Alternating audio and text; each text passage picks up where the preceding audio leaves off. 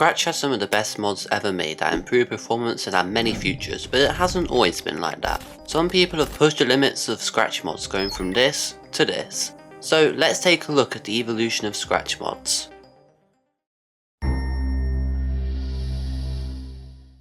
Scratch started development in 2003 and was released in May 2007. Despite being good for the time, some saw the potential it had for improvement and started developing some of the earliest Scratch mods. You see, Scratch was written in Squeak, so people that knew how to use it were able to easily develop mods. But as people were experimenting, the first Scratch mods would be released. One of these early mods was called Chirp, which was developed by Scratch team member Jens in 2008. Some things it added were importing and exporting scripts, being able to use projects as screensavers, and the ability to convert projects to exe files. Chirp saw little success, but it showed modders how much potential Scratch had, and they took advantage of that. One of these mods was called Build Your Own Blocks, which was also developed by Jens. It lets you create a wide range of custom blocks, a lot more advanced than the ones we have today. Fast forward to 2013, a developer called DreamMod released his new mod, Dream. It included new block categories like files and MIDI and added over 200 new blocks. You could even use the internet on it. Dream was revolutionary and was by far the largest Scratch mod at the time. It only had one big problem. You see, Dream was based on Scratch 1.4, but it released after Scratch 2. People preferred Scratch 2 to the older clunkier Scratch 1.4, so people never used Dream very much. Despite its advancements, Dream would be left behind. Another big mod around this time was Branch. Branch combined features from lots of other mods into one, so people didn't have to only use things from one mod they liked. These mods helped to advance Scratch, but a change would be on the horizon.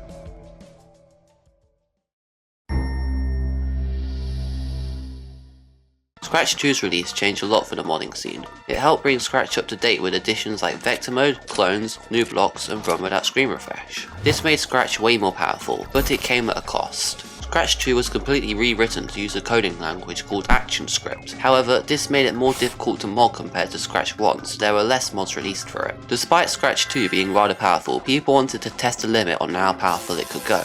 A modder called Nathan released a new mod called Phosphorus in 2014. This wasn't a traditional mod as it didn't have an editor. Instead, you could enter a project's URL to run it using the Phosphorus compiler, which was way more efficient compared to Scratch's. This allowed projects to be run way faster and was useful for very large games or people with slow devices.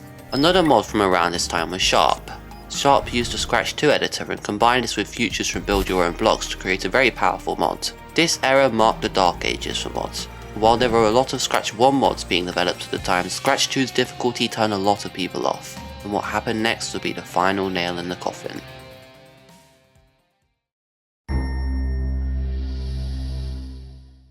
Scratch 2 used Adobe Flash, but with it being discontinued they had to make Scratch free.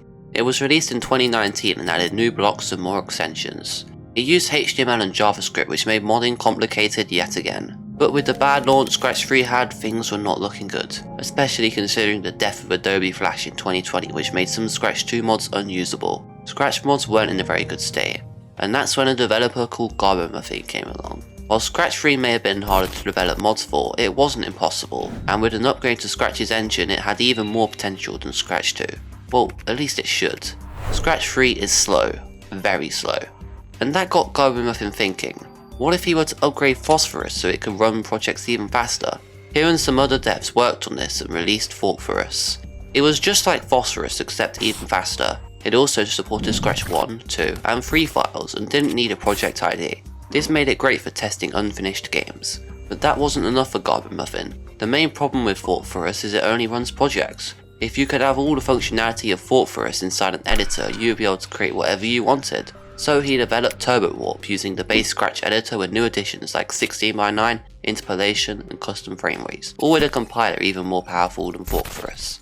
It ran projects up to 100 times faster than base Scratch. Turbo Warp blew up, becoming the most popular Scratch mod ever. It now seemed like Scratch was going in the right direction. Sorry for the interruption, but if you like what you're seeing, don't forget to like the video and subscribe. It shows me you want more of these videos and gives you a higher chance of seeing them again. Alright, back to the video.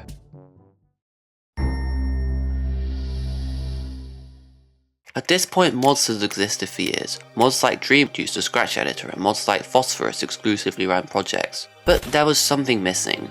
What about a web extension that added tons of features all to base Scratch? You wouldn't even have to use a mod. And so her team set out to make one of the most important things yet, Scratch add-ons.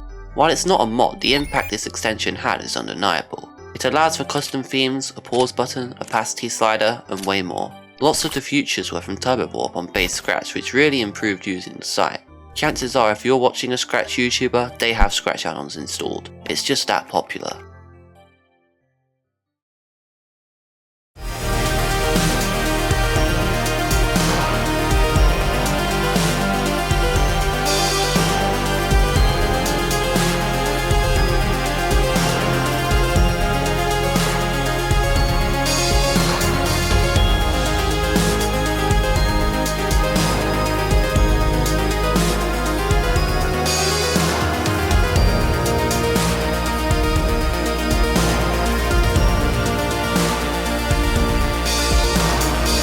With Turbo Warp showing what was possible with the Scratch Free engine, Scratch mods enter the golden age. Many mods now are based on Turbo Warp due to how similar it looks and feels to base Scratch. For example, penguinmod. Their dev team made a ton of new blocks, extensions, and even a project sharing site. It fixed the only downside of Turbo Warp, which was that you couldn't share projects. It was named after the CEO, Fresh Penguin, and was released on the 17th of October 2022. penguinmod is my favourite Scratch mod because it's like Turbo Warp but with more things. It also became relatively popular and has a very active community. Later that year, a company called Cocrea released Gondi IDE. This is a mod of base Scratch, but it has its own UI and an assets marketplace. The main appeal of Gondi though is its collaboration feature. Up to 5 people can work on a project at once. This is the only popular Scratch mod that lets you do this, which gives it a niche but very valuable role. I have used it in a previous collab where I made a game for GMTK in it. Gondi is not super popular, but it has its own place in the line of Scratch mods. And also, build your own blocks from way back in the 1.0 era is still being updated under the name Snap. It's popular for Scratch veterans and has seen some success.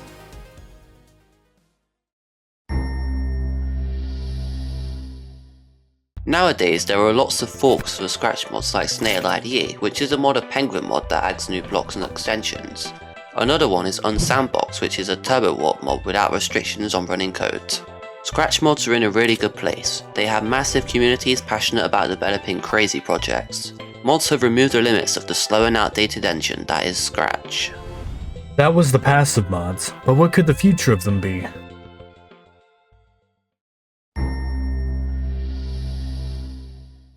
It's 2026 as of releasing this video, and the future for mods is looking bright. Scratch 4 may be a few years away, and it may finally help bring Scratch closer to its creations.